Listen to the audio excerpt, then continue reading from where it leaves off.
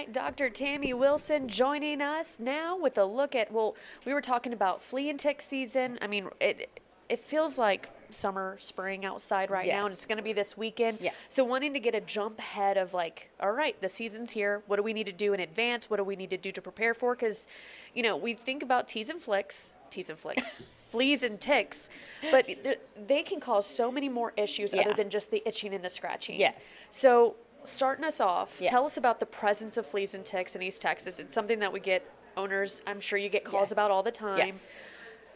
How concerned should we be about it all? So this is interesting because I was born and raised up in Wyoming, so we didn't have much of a problem with fleas and ticks. We saw Really? them occasionally, sometimes on wildlife, but every once in a while on a cat or a dog. So all of my relatives here in Texas gave me a good heads up on what to expect when we came down here. And definitely from a work standpoint, we've seen a bunch. So I know there's definitely a little more of a seasonal issue even here, whereas spring and through fall, we're going to have an increased number. Midsummer is going to be the peak where you're going to see the majority of the activity, but it is truly a year-round problem. So you're going to see problems with fleas and ticks year-round. It's not Even during a our winter season. even during the winter. Oh, wow. So you'll get fleas and ticks that will hide places, but they're still there. I still treat flea and ticks during the winter. It's just not as much. The other thing that owners might be a little surprised by is how often we see it with indoor animals. Indoor only cats, dogs that are mostly indoors, they still potentially can have problems with that.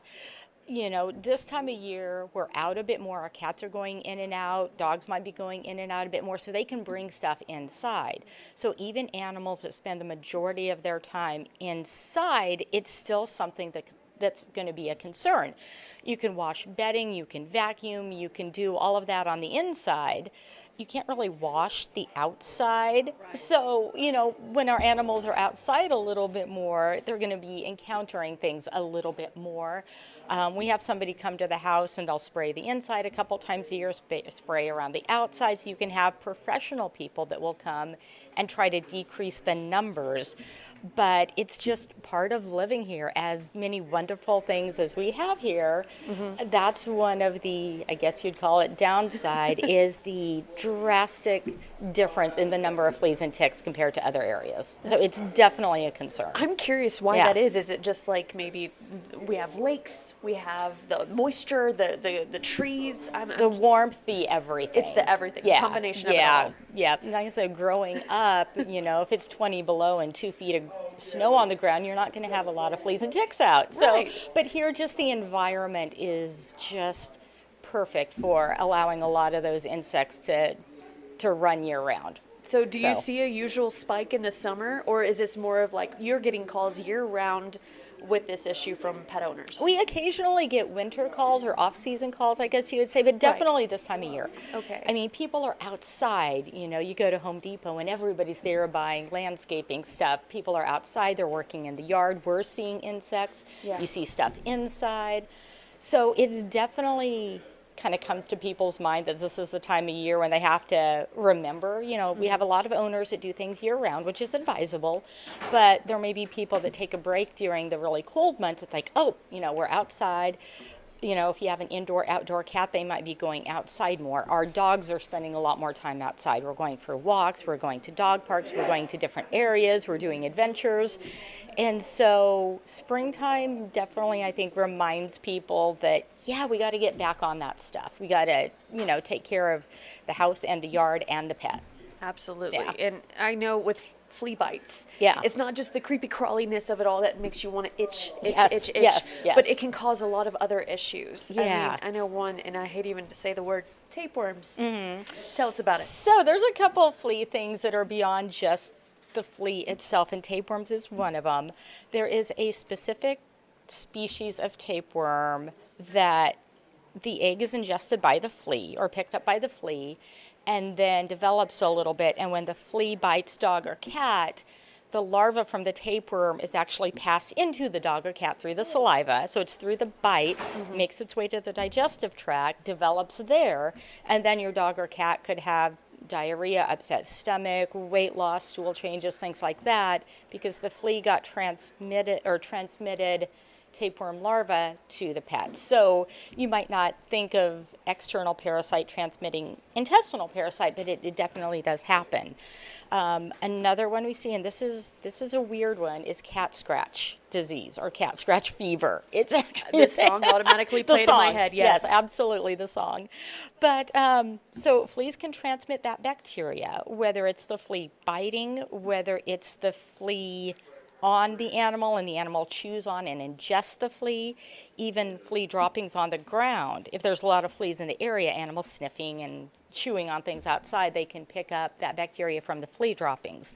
And so that's something that can cause a really high fever, lethargy, swollen lymph nodes, problems with both dogs and cats. Another thing we'll see with fleas, and this was a little bit of a surprise for me, but legitimate flea allergies. So I know we think of fleas as biting and causing a little itch and a little scratching, things like that. But there are animals, both dogs and cats, that have a legitimate hypersensitivity reaction, a true legitimate allergy to flea saliva. And so flea bites cat, for example, and it can break out in a pretty significant rash. It's red, it's hot, it's swollen. They're legitimately having an allergic reaction like to hives. it. They scratch it, becomes bacterial infection. So we will have animals come in from the cleanest environment, the cleanest house where nobody has ever seen a flea ever. And we talk to the owners about flea, because on a flea allergic animal, it can be a single flea bite. They can be that sensitive. More often, there's a mild sensitivity to the flea bites, and then it's more of a volume issue where you have lots of fleas on an animal. Obviously, more often are outdoor animals, but sometimes indoors, and they're just overwhelmed with volume. And there can be enough flea bites that it can cause significant hair loss, inflammation, scratching, secondary bacterial infections. It can actually get really painful, the amount of damage a large number of fleas can do to their skin. And it's treatable, but it can be a process. a lot of work. Maybe the most unusual thing that I've realized can happen with fleas is severe flea anemia or loss of red blood cells.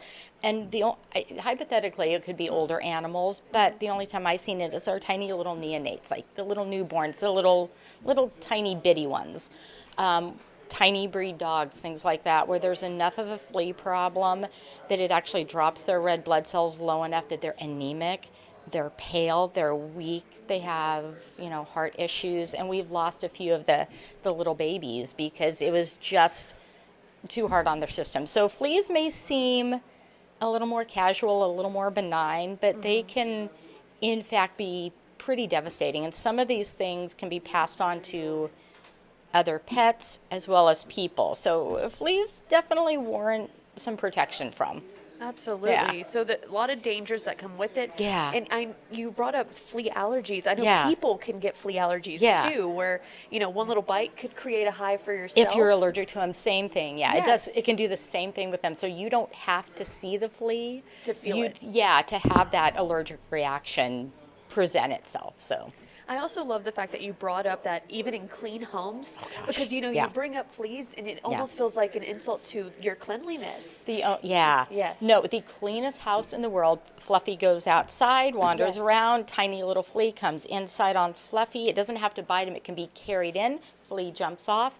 They can live in the house for months. And so it's absolutely nothing on, housekeeping skills ever, because that has actually not a lot to do with it. So, yeah. And I know even going through like the drugstore or even the dollar store, you see preventatives everywhere. Yes. And some of them, you don't know exactly where the ingredients are coming from, or maybe you can't trust them. Right. What would be the best when looking at your options and trying to figure out what is different the best products. Okay. Yes. A lot of the products cover fleas and ticks. Ticks are a big thing we see too. They kind of run not hand in hand. Ticks have their own issues, but a lot of the products are designed for flea and tick.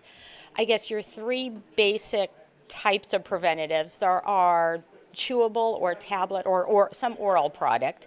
There are topical products designed to go directly on the skin. And then there are a couple of collars that the pet can wear to help with some flea and tick prevention. Personally, I think we have better effect out of the oral products or the topicals. Okay. Have to keep in mind that there are some more generic over-the-counter products that might not work quite as well as some of the veterinary-approved products. So I would be particular maybe about, what products you choose, just to make sure you're getting a really good, reputable product. Right. There are definite differences in how long some of them last. There are some of the oral products and topical, some will last for a month and some will last for 3 months. So you have to be very careful on which one you pick, knowing how often you have to give it or reapply it. There are very size difference recommendations for some of the products.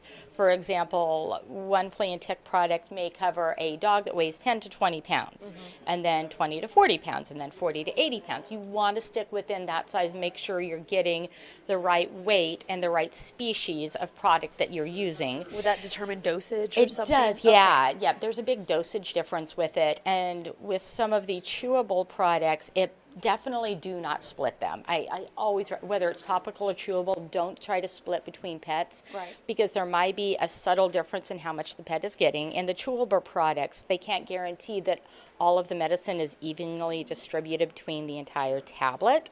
So if you split it, Fluffy may get 80% and have way too much, whereas, Junior may get a very small amount. So one product per pet of the appropriate weight. There are some products that are designed to last for 3 months, which is a great option for a lot of owners. Right. I don't recommend using those in puppies and kittens, only because if you have a little dog that's not going to change weight and may stay in that one weight range for a few months, that's fine.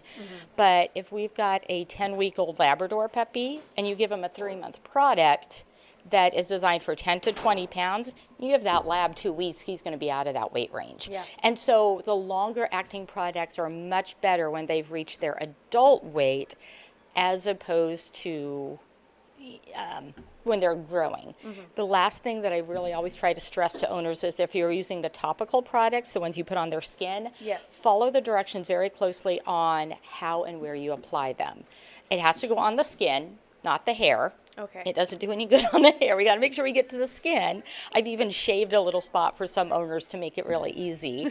A target. And, exactly. And then put it, again, following directions, you want to put it somewhere where the animal can't get to it. Right. Because if an animal licks it, not only nausea, drooling, vomiting, all kinds of fun digestive issues. One, you don't get the effect out of it. Now you have digestive issues. So most of them are designed to go kind of on the back of the neck or between the shoulder blades, not any other accessible part. So just follow the directions on the product really closely when you're using it for them. And of course, I'm sure going to your vet, that could also be another option by Yes. having your vet apply the medication. There's, is that a thing, oh or is yeah, it more yeah, appropriate nope. for your owners? There are, we've applied it for animals when they've come in if owners aren't sure about it. We have had cats come in that were suspecting the flea allergy, and we'll do a dose there. And, give the owner instructions on, don't touch the spot for the next 12 hours, make sure it's absorbed, things like that. So we definitely can apply it in clinic, but I would say the majority of our products probably get sold as a box or through an online pharmacy. Some clinics have really good online pharmacies, and you can pull from that and get products sent directly to the house. So I think a lot of owners lean in that direction. So we can always help owners get set up with that too. If they want to do a single one with us, or if they just want to have us help with an online order, we can do that. And I know earlier you mentioned about you don't want to interchange the dosage for the size of the animal. Right. But would you not want to do the same for like cat versus dog? Oh. You don't want to interspecies? No. No. So cats and dogs, I swear, are from different planets. You will find this out soon with your new puppy. Yes. But their metabolism is different. The way they process drugs is different. Their dose requirements are different. And that applies not only to flea and tick, but sometimes antibiotics or pain medication. handle things a little bit differently. So a 10 to 20 pound dog dose applied to a 15-pound cat may have noticeable side effects because it's too much for the cat per se. So we want to be really careful of that. There are similarities between products. So you may see the same name on dog versus cat, but it's a dose, it's a concentration, it's a body disbursement size. And then there are a couple products, ingredients. One of them is fipronil. There's another one called pyrethrin that we want to absolutely not use in cats. But if you have any questions on anything, definitely talk to your vet. But most products are very clearly labeled dog or cat, and definitely you want to switch. You don't want to swap back and forth. So stay away from those who say yes. or. Yeah. Okay. Yeah, there's very few that are or. There's a couple of them, but if it says dog or cat, that's fine. But if it's dog only, some of them will say in very bold letters, do not use in cats. Yes. You absolutely want to follow that. You got it. You can't get away with using a little bit of it or something like that on your cat. Just avoid that altogether because it might be one of those ingredients that's legitimately very toxic. And would you say if you had both cats and dogs in Yeah, the house, yeah. we separate until everything kind of dries onto the skin, or? Yeah, even if you don't have to separate if you apply a topical to 3 dogs, there's a chance that dog A is going to go try to sniff off the medicine on dog B. But so if you think that might happen and you have the ability to, keep everybody separate for, 12 hours or so or overnight. You can use a warm, damp cloth to wash off any residue, and then everybody can go back together. Perfect. So cats that are self-groomers, you're going to want to watch them pretty closely and make sure it's in an area that they can't get to. But if the other cat might decide to groom the other one, then you might want to separate them for a little bit too. Gotcha. Yeah. Okay. So lots of information. Yeah. But very important information, Yes. especially when we want to have a good offense for a good defense, Absolutely. So yeah. if anyone has any questions and they want to reach out to you directly, Yeah. how can they at the Flint Veterinary Clinic? We have a fantastic website. You can always send us questions online. You can also give us a call. We are Monday through Friday. We have a couple days where we're open later until 7 to kind of help with people that have, they're working late.